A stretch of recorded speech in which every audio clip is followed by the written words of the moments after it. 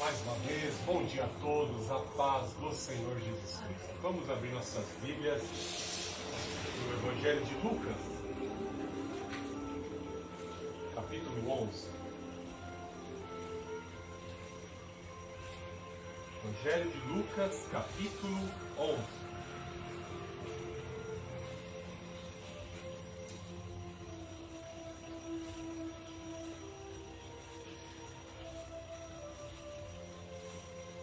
Evangelho de Lucas, capítulo 11, do verso 14 em diante. Jesus estava expulsando um demônio que era mudo. E quando o demônio saiu, o mudo falou e a multidão ficou admirada. Mas alguns disseram: ele expulsa os demônios por meio de Beelzebul, o chefe dos demônios. E outros, para colocá-lo à prova, pediram-lhe um sinal do céu. Ele, porém, conhecendo-lhes os pensamentos, disse-lhe: todo reino dividido contra si mesmo será destruído, e uma família atacará outra família. Então, se Satanás está dividido contra si mesmo, como seu reino sobreviverá? Pois dizeis que eu expulso os demônios por meio de Beelzebul, e se eu expulso os demônios por meio de Beelzebul, por que os vossos seguidores os expulsam? Por isso eles mesmos serão os vossos juízes. Mas se é pelo dedo de Deus que eu expulso os demônios, então o reino de Deus chegou a vós. Deus Altíssimo, Deus de amor, Deus de poder, louvado seja o teu nome pela oportunidade de pregar a tua palavra. Eu te louvo, te exalto e neste momento eu suplico o mesmo Espírito que ungiu o Senhor Jesus, que o capacitou, que o ressuscitou dentre os mortos, para que sobre a minha vida possa pregar a palavra de Deus.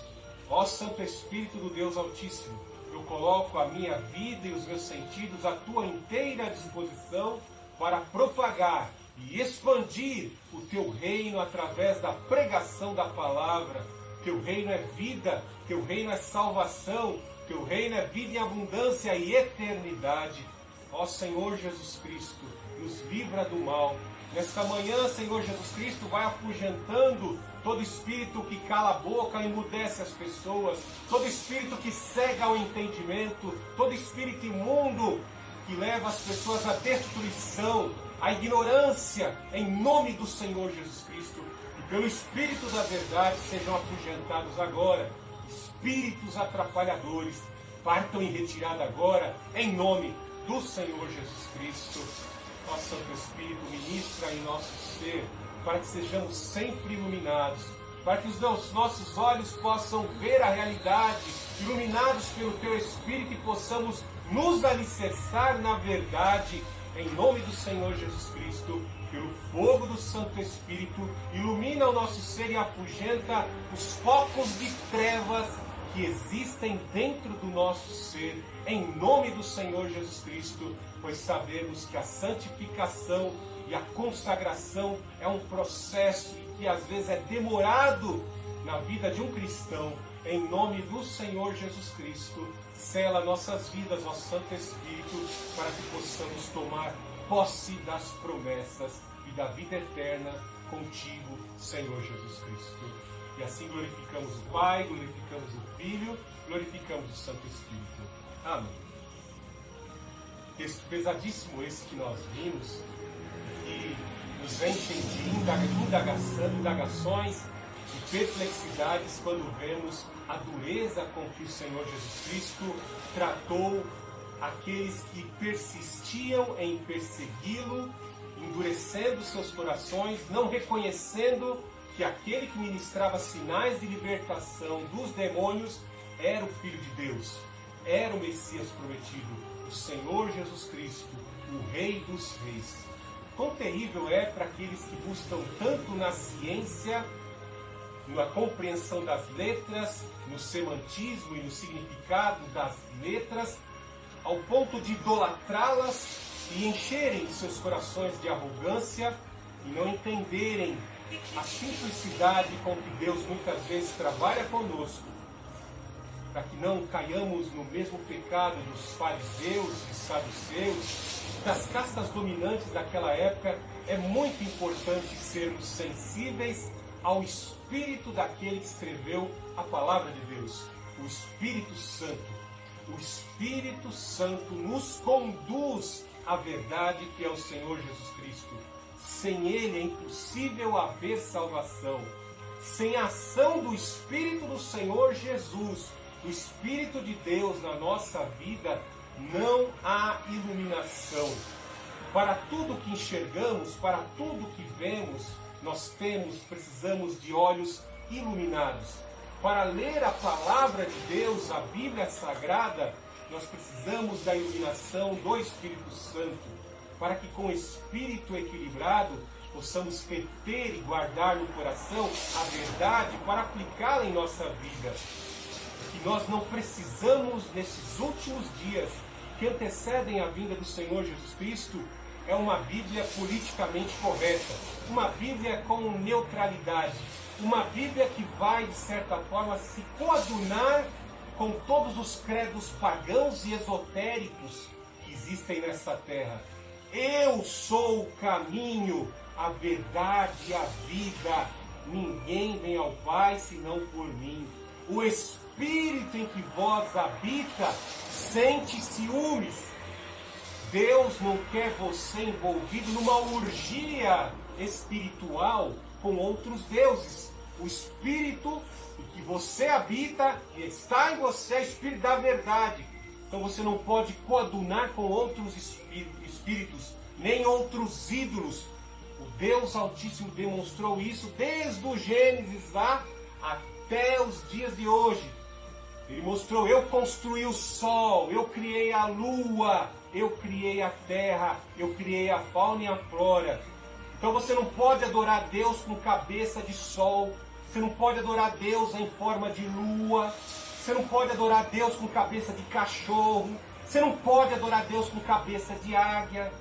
Existem pessoas que até os dias de hoje acreditam em Deus com cabeça de águia e pensam que o Deus cabeça de águia é o seu Deus. Mas especificamente nesse texto nós vemos que existiam homens que adoravam as letras da lei mosaica, e a repetiam, e a repetiam, e a repetiam, ao ponto de criarem orgulho em seus corações. Como disse um bruxo da pós-modernidade chamado Alan Moore, as letras têm poder de encantar as pessoas. E quão terrível é esse encantamento? Agora é frase minha. Quando essas letras persuadem os homens para caminhos tortuosos e para caminho de destruição eterna. Muito cuidado com as artes, muito cuidado com as músicas, muito cuidado, porque elas podem muitas vezes, pela reprodução, pela repetição, levar você à destruição eterna. Vejamos esse fato trágico aqui do Senhor Jesus Cristo estar efetuando a cura. É chegado a vós o reino dos céus. O Senhor Jesus Cristo, a encarnação do próprio Filho de Deus, do Deus Altíssimo, alguém que sempre habitou de eternidade a eternidade com Deus, vem ministrar. Ele adquiriu natureza humana e vem administrar a salvação. Este mundo jaz do maligno.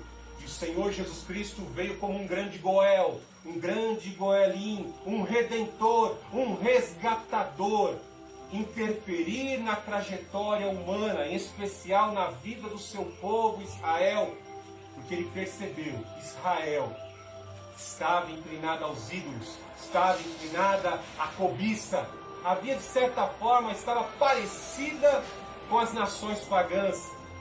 Como um pastor, ele veio buscar as ovelhas perdidas. E quão terrível é observar aqueles que estavam incumbidos de cuidar do rebanho. A própria liderança se corrompeu. Saduceus e fariseus, em especial saduceus e herodianos, já estavam praticamente entregues à cobiça e à riqueza de suas propriedades, estavam coadunando com a dominação romana. E os escribas, que poderiam ser homens mais sensíveis ao coração da lei de Deus, e sensíveis à voz dos profetas, os registros dos profetas, poderiam ser mais sensíveis ao Filho de Deus que estava ali ministrando libertações, curas.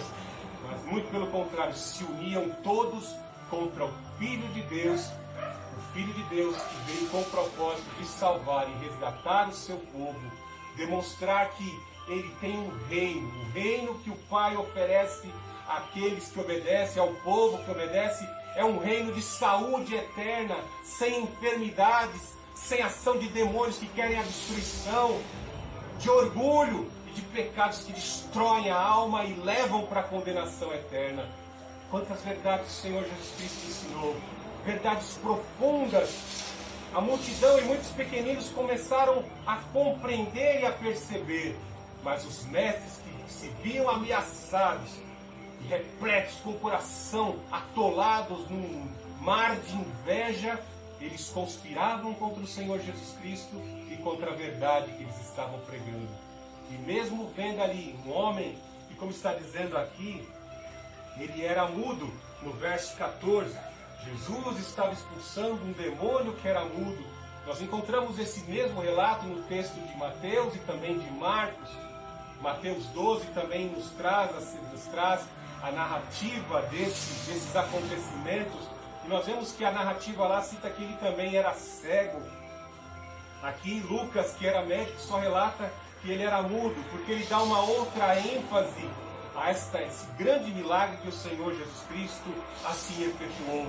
Quando olhamos aqui uma pessoa que é cega e muda, sendo libertada pelo poder de Deus, nós vemos o cumprimento de Isaías 61, que lá em Isaías 61, os fariseus e os maiorais da religião sabiam aqui que somente o Messias, o ungido, o capacitado, aquele que recebeu ordens, que recebeu recursos divinos, poderia efetuar libertação, cura de olhos e a cura da fala. E vemos aqui que essa pessoa talvez tivesse por anos, talvez nasceu com essas enfermidades, estava oprimido. Veja aqui, algo de interessante, que essas enfermidades também eram proporcionadas, implicadas, ocasionadas por questão de um demônio que levava a pessoa a ser enferma da visão e da sua fala. Veja que a primeira coisa que o grande Goel faz, o Filho de Deus, é expulsar o demônio que causa a mudez. Expulsou o demônio e automaticamente aquele demônio afugentado liberta a vida e os olhos são restaurados e a boca, a fala também é restaurada e a população ficou atônita.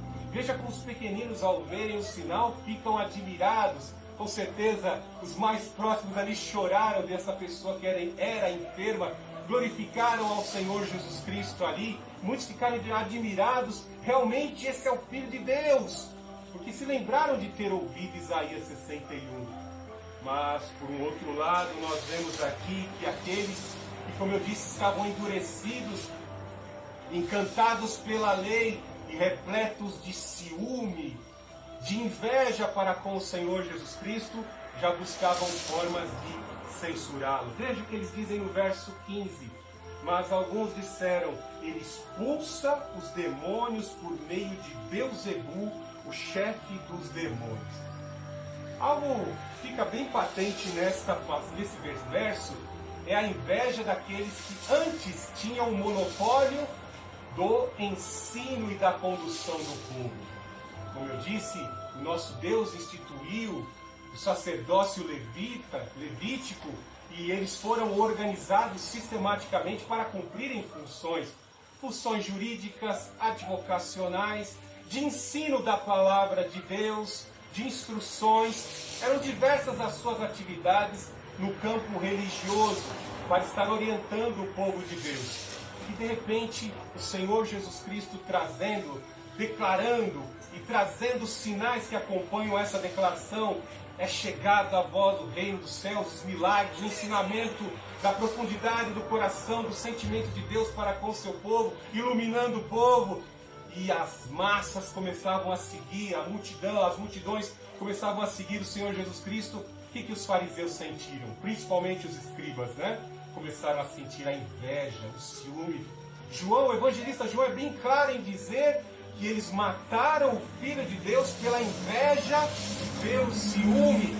é o fator determinante pelo qual levou a casta religiosa a estar conspirarem contra o Senhor Jesus e a crucificá-lo. A inveja. Veja a característica desses invejosos. Eles estão ali vendo o cumprimento da palavra de Deus. O Messias estava diante deles e a gente faz. O que a gente faz para desmontar esses sinais? O que a gente faz para trazer uma explicação científica, retórica, para fazer com que essa multidão pare de seguir esse que é a verdade, mas nós temos que chamar ele de enganador, de mentiroso. O que a gente faz? Vamos atacá-lo.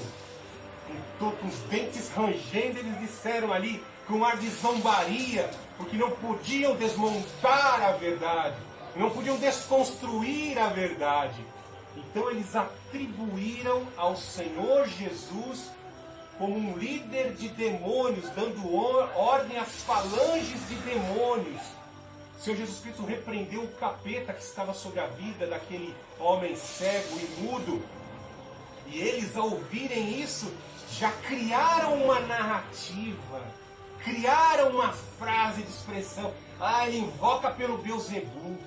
Se você não sabe, na cultura, na tradição judaica, eles diziam que alguns demônios viviam em regiões desérticas. Com certeza, porque os seus antepassados passaram pelas experiências trágicas de peregrinarem 40 anos no deserto. E Moisés relata que muitos pereceram no deserto porque adoraram os demônios cabeludos, os demônios em forma de bode. E Beelzebul era o príncipe das moscas, o senhor das moscas, das falanges das moscas, das fezes. Além de ser o príncipe das moscas das fezes, para zombar e atrelar e linkar o nome do Senhor Jesus Cristo a um Deus demônio fétido, com cheiro de fezes, para zombar, para ridicularizar. Essa é a característica de invejosos. Talvez com palavras muito duras, assim, tratadas, inferidas contra o Senhor Jesus Cristo, você fique emocionado. Mas talvez você nem nota que nos dias de hoje, você, por ter atingido alguns degraus espirituais, você estar num nível espiritual, suas fronteiras, as suas conquistas nessa terra atingiram dimensões, você está em estágio, talvez você esteja em estágios tanto espiritual como material, distante, bem distante de muitos que estão na base de uma pirâmide social. E uma coisa bem certa, tem gente que está lá na base da pirâmide já conformado a ser o que é. Tem gente que está subindo os degraus com o intuito de se aproximar da verdadeira luz do Senhor Jesus Cristo, se aproximando, prosseguindo em conhecer ao Senhor. Mas nessa subida em se aproximar também existem os invejosos. Veja que lá na igreja de Filadélfia existiam alguns que se diziam judeus, mas não são.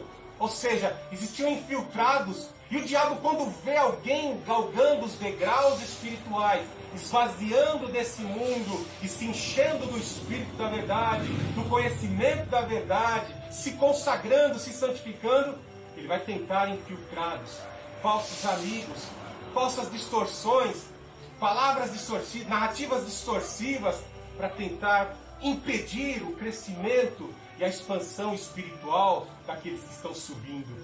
Às vezes os que permitem que o crescimento material avance mais do que o crescimento espiritual, ele talvez será mais fácil enganar, porque ele vai chegar num ponto de preservar mais as suas conquistas materiais do que o maior tesouro que já está no seu coração. Como Paulo diz na segunda carta aos Coríntios, capítulo 4, ele já tem a presença do Espírito, que é o maior tesouro, mas ele começa a valorizar mais, porque ele cai na luta da vicissitude da vida, das concorrências da vida. Se eu parar aqui, a concorrência me prevalece sobre mim e eu estou fora do mercado.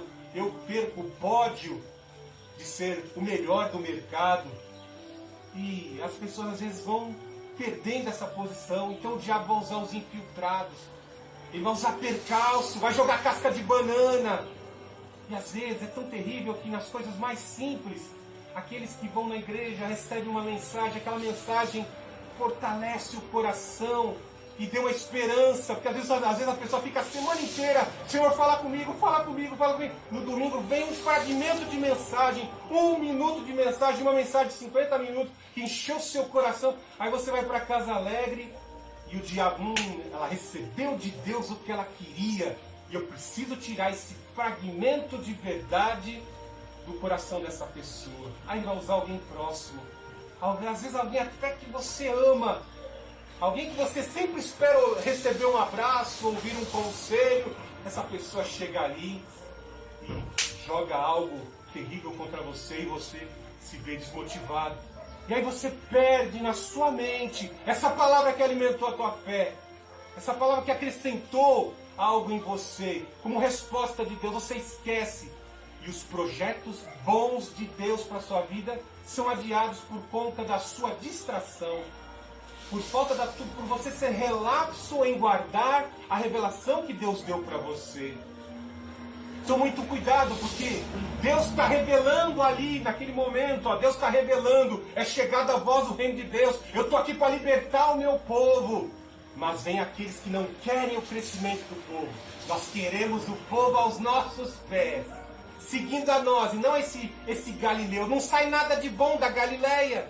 Eu não admito, eu sou letrado, ser superado por um Galileu, um bando de pescadores, gente pobre, fedida a povo, que anda com leproso, com publicano. Nós não admitimos.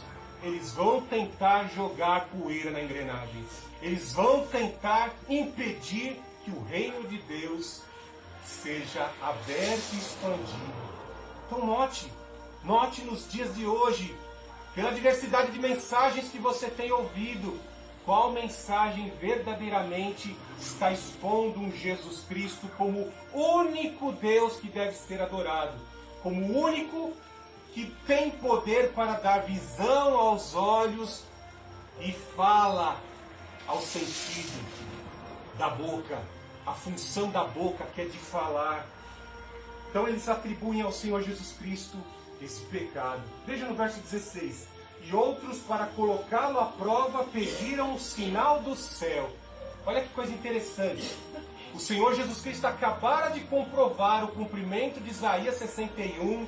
O Espírito do Senhor Javé está sobre mim. Ele me ungiu para dar liberdade aos cativos, expulsar os espíritos em prisões, as pessoas que estavam em prisões, dar visão aos cegos, fala aos mudos. A palavra estava cumprindo Isaías 61, mas outros para provocarem, querendo que o Senhor Jesus Cristo fizesse um showzinho, né? Veja aí, faça mais sinais, dá um show aqui. Nós só vamos crer se o Senhor realizar mais sinais.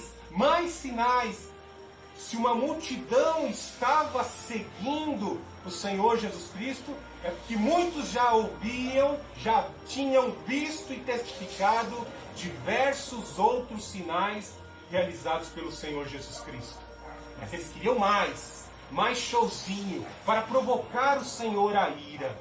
Note que a inveja é algo terrível.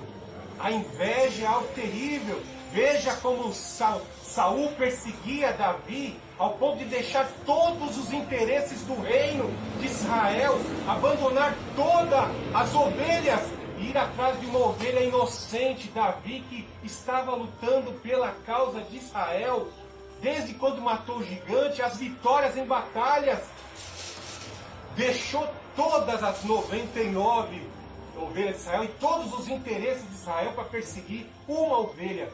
Pôs toda uma guarnição da sua guarda especial para perseguir aquele que representava uma ameaça ao seu reino. Aqui é a mesma situação. Os fariseus, saduceus, organizados, estão lutando para se preservar no poder.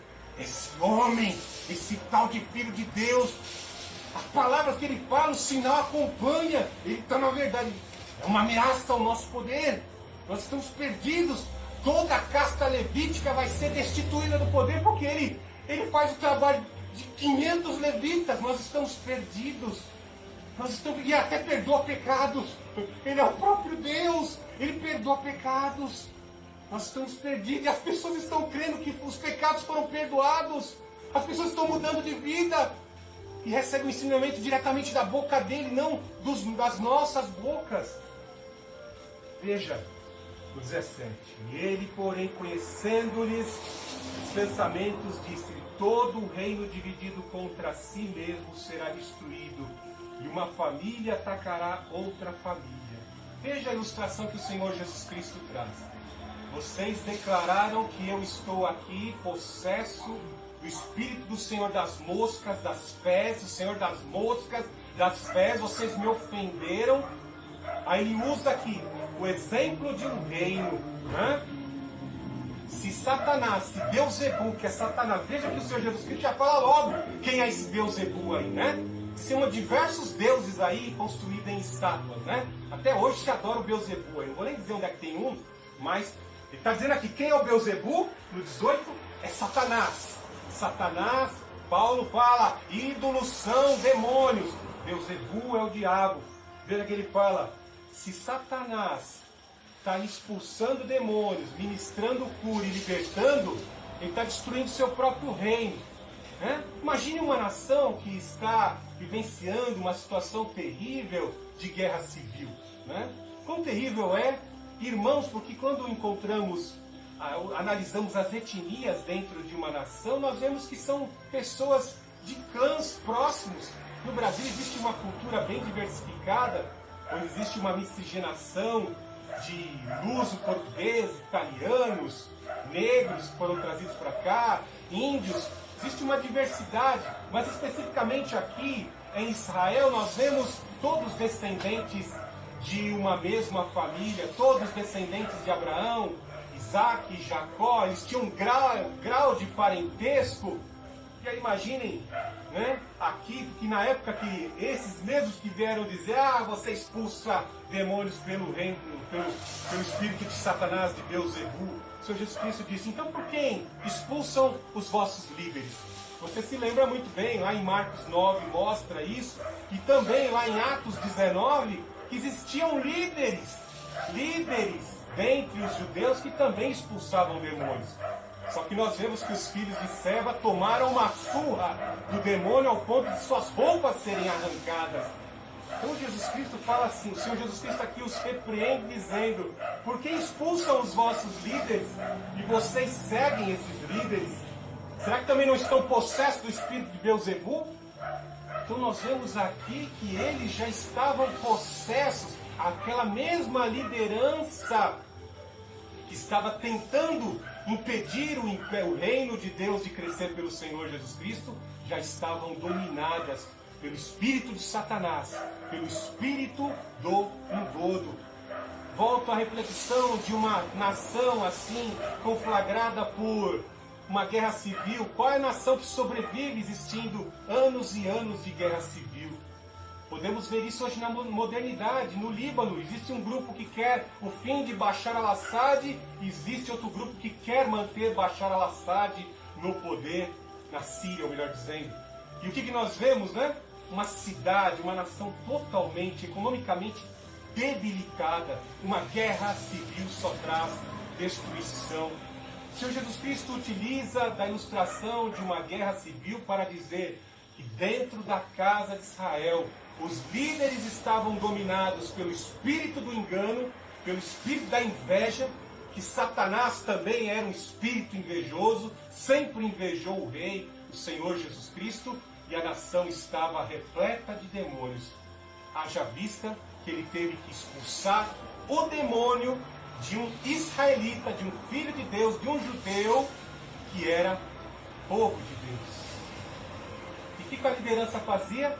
Vendo a verdade, Deus enviou vários profetas, enviou o próprio Filho de Deus, que eles fizeram? Mataram os profetas e mataram o Filho de Deus. E por que eles mataram o Filho de Deus? Para se apropriar da vinha. A vinha é nossa, o Brasil é nosso, nós não vamos abrir mão dele, nossas instituições estão tomadas, não vamos abrir mão do reino, por isso nós vamos matar os profetas, vamos matar o Filho de Deus e vamos matar todos que forem incumbidos de pregar essa palavra que o Filho de Deus está pregando. Olha que coisa terrível. Estavam num cativeiro terrível. E quão terrível é a pessoa estar dentro de um cativeiro e não perceber que está presa. Porque uma coisa tão terrível é o diabo tentar, numa fase da tua vida, fazer você coadunar com as trevas. Fazer você ser uma pessoa das trevas sem saber. Porque o diabo, ele sempre vai se transvestir ao longo da história. Paulo diz que ele se prefigura em anjo de luz. Então ele não pode vir com pato de bode, com chifre. Não, ele não vai vir assim da forma horrenda como ele é. Ele vai vir em forma de um anjo bonitinho, loiro, alto, bonitão, dos olhos azuis, com um manto reluzente e com palavras de amor. Vai vir na foto de um ET, ET from home, a casa, ET quer voltar para casa. Ele vem num desenho animado, ele vem num herói, no super-homem, ele vem no Homem de Ferro, ele vem de diversas formas e vai gerando aquela ilusão nas massas. Vem no Avatar, no filme lá do James Cameron, né? Precisamos salvar a natureza. E as pessoas são engodadas a acreditar. Ai, nós temos que impedir até que as vacas soltem os seus gases intestinais. Porque gás intestinal de vaca, ai, vai destruir a camada de ozônio. Nós temos que comer só vegetais. Não podemos mais comer picanha, nem filé mignon. E levam as pessoas ao engodo. Levam as pessoas à desilusão.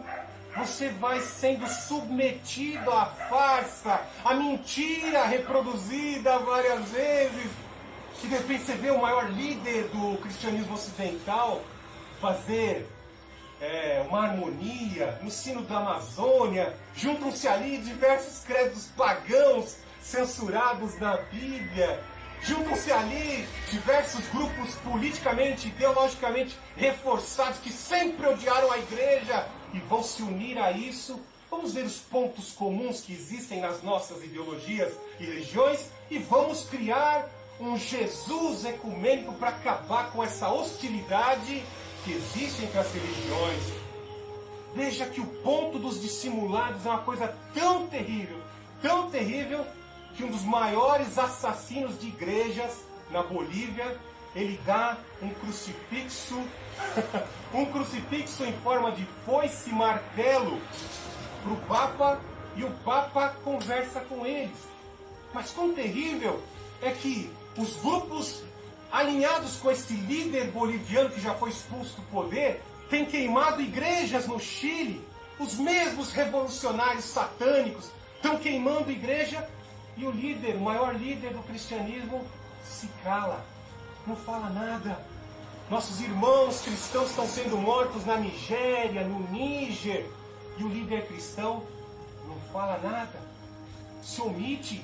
E agora ele se alinha com um negócio que é sério, porque ele prega a união civil. Já estão criando os primeiros mecanismos legais para se aprovar o casamento, o policasamento entre pessoas do mesmo sexo e pessoas com animais. O próximo estágio é aprovar o casamento afetivo, porque tem que haver um respeito à diversidade ideológica. Ideologia é uma coisa satânica. O politicamente correto é a transgressão de Isaías capítulo 5. Ai daquele que diz que o mal é bom e que o bom é errado, que o injusto é certo, que o certo está errado. Ai, não sou eu que estou dizendo ai, quem está dizendo é o Senhor do universo, o único Deus. Esteja atento, o diabo tem enganado as pessoas, levado ao engodo. Está transvestido de filantrópico, de ajudas humanitárias e caridosas. Um dos maiores assassinos da América, já matou mais de 40 mil pessoas, ganhou um prêmio da ONU, ganhou um prêmio de combate à fome, as pessoas comendo rato e cachorro lá na Venezuela, ele ganhou um prêmio de combate à fome. Acorde para a vida. Existem falsos líderes enganando as populações. Você pensa que existia muita diferença desses que engodam? Criam idolatrias no coração das pessoas? Não. Já sempre esteve atuando dessa forma. Veja no verso 19. Se eu expulso demônios por meio de de Beelzebul? Por quem expulsam os vossos seguidores? Por quem os vossos seguidores expulsam? Por isso eles mesmos serão vossos juízes. Olha o que Jesus está dizendo aqui. Entre vocês tem alguns que expulsam demônios aí também, né? O espírito de Satanás, de engodo. E vocês têm juízes e líderes que levam você para o engodo de Satanás. Olha, o povo de Deus. Veja o que ele fala. Mas se é pelo dedo de Deus que eu expulso os demônios, então o reino de Deus chegou a vós. O Senhor Jesus Cristo impõe uma ruptura com todo esse engodo, dizendo: eu estou aqui expulsando demônios, libertando, trazendo a verdade, porque é chegado a vós o reino de Deus. Aqui é um reino, jaz do maligno. Eu estou trazendo a ministração dos sinais que acompanham o reino de Deus. E o reino de Deus é a verdade, é a ruptura. É quando você seguia o seu caminho lá na vida e de repente, num estágio da sua vida, o Evangelho entrou pelos seus ouvidos, promoveu uma revolução em você. Eu não quero mais essa vida, eu não quero mais esses vídeos, eu não quero fazer mais essa atitude que eu estava praticando. Agora eu quero fazer parte do reino de Deus. É palpável? Não. Ele é espiritual. E você entra no reino de Deus pela fé, pela confissão do Rei, que abriu as portas para esse reino, o Senhor Jesus Cristo, confessando que Ele morreu pelos nossos pecados e vivenciando pela obediência da sua palavra. Nesse reino só pode entrar quem obedece, quem se consagra, quem se santifica e foge, se aparta deste mundo.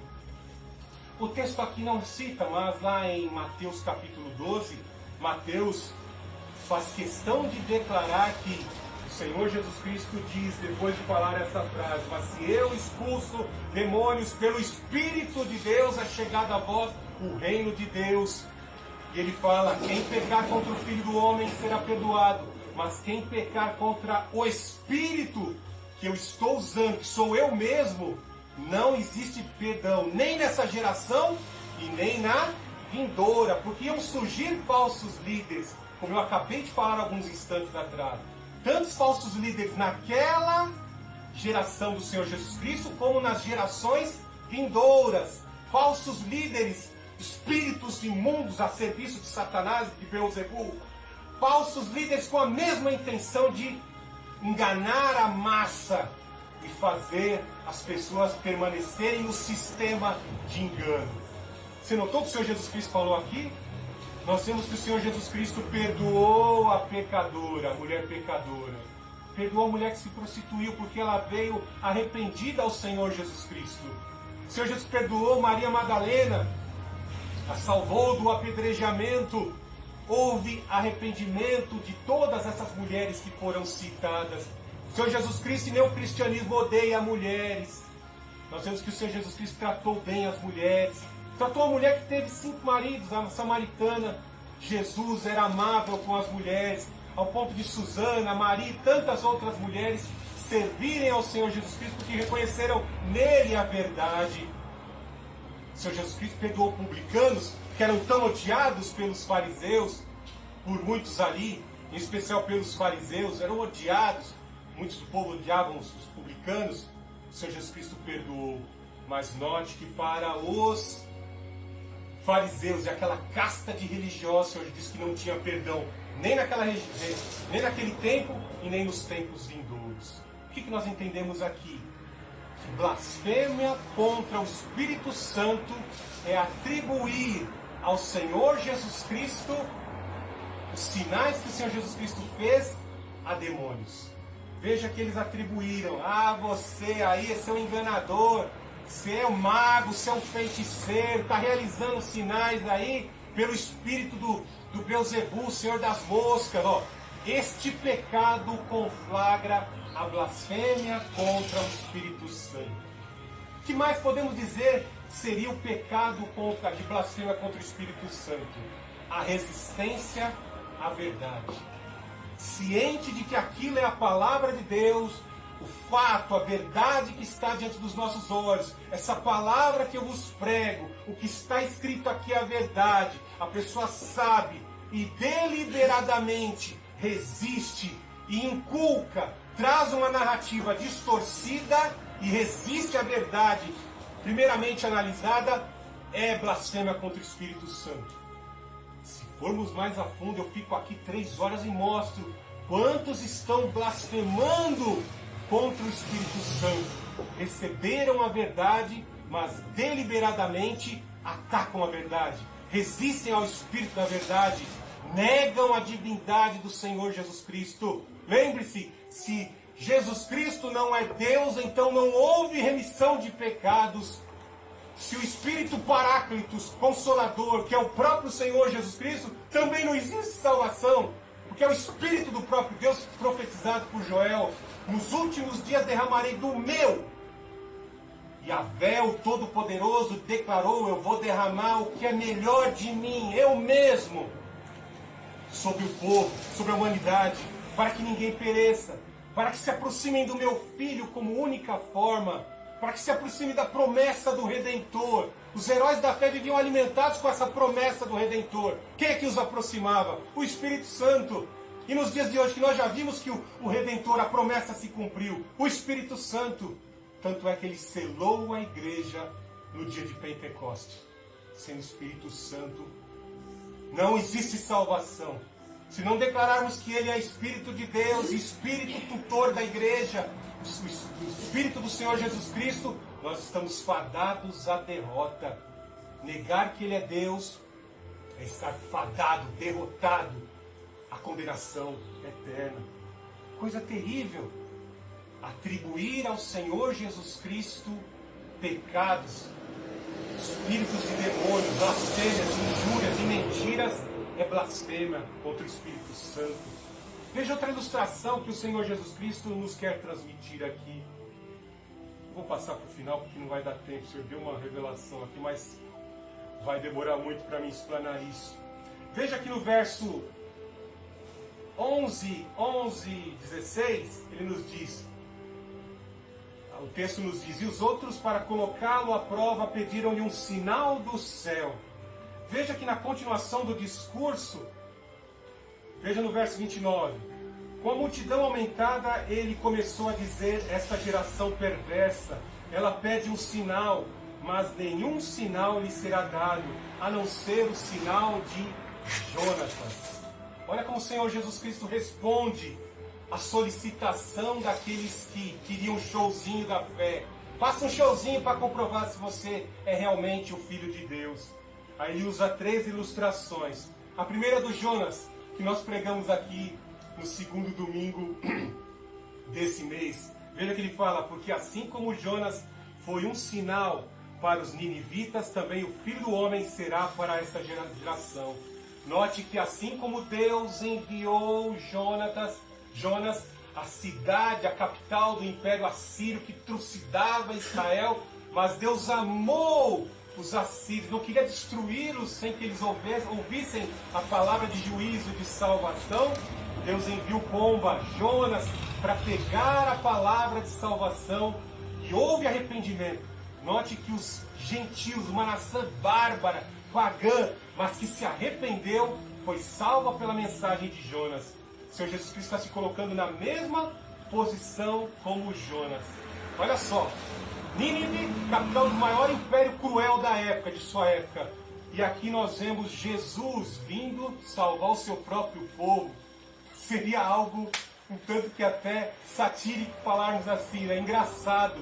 Jesus vem como uma espécie de Jonas pregar a salvação para o seu próprio povo. E ele está dizendo aqui: os ninivitas serão mais privilegiados no dia do juízo, porque estarão alinhados na salvação eterna. E aqueles daquela geração já condenados, não tem perdão para fariseu, nem saduceu e para aqueles blasfemadores. Veja a segunda ilustração, a rainha do sul. Nós vemos a rainha Sabá, que morava numa distância muito longa, uma grande distância de Israel, de Jerusalém.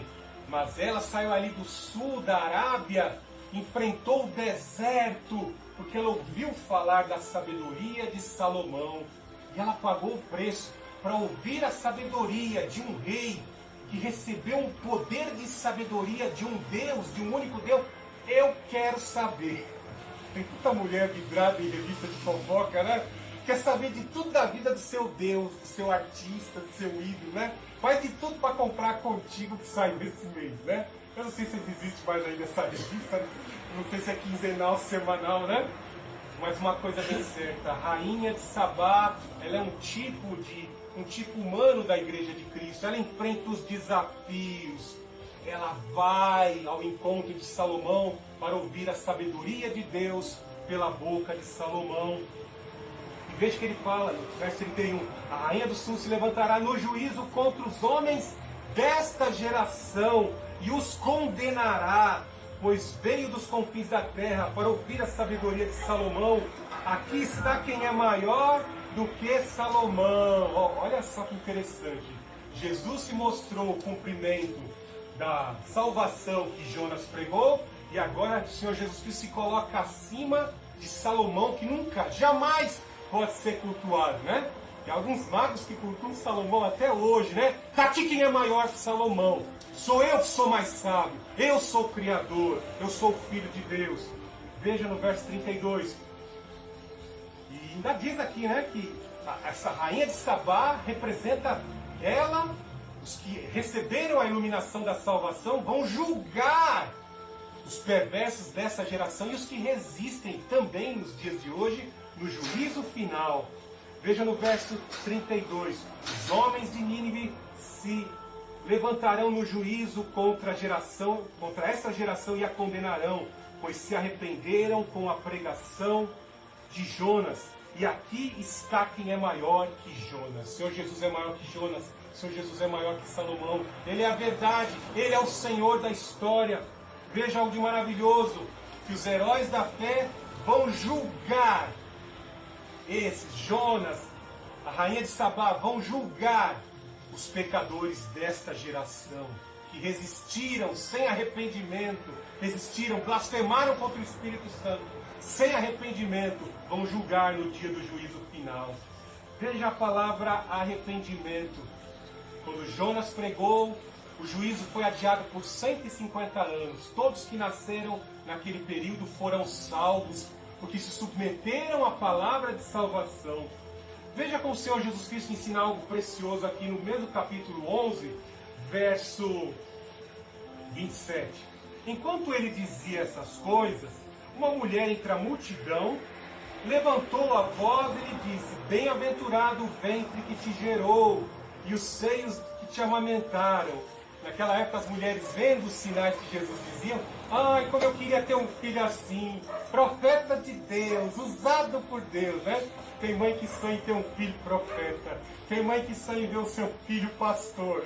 Tem que entregar o seu filho para a obra, hein? Às vezes a obra é distante. Tem mãe que quer um filhinho bem próximo, né? Algumas mulheres estão dizendo, que homem valoroso, profeta de Deus. Aí veja como o Senhor Jesus Cristo traz a verdade. Mas ele respondeu, antes mais felizardo, bem-aventurado os que ouvem a palavra de Deus e praticam. Por isso que eu disse que o pecado dos fariseus constitui quê? Blasfêmia contra o Espírito Santo.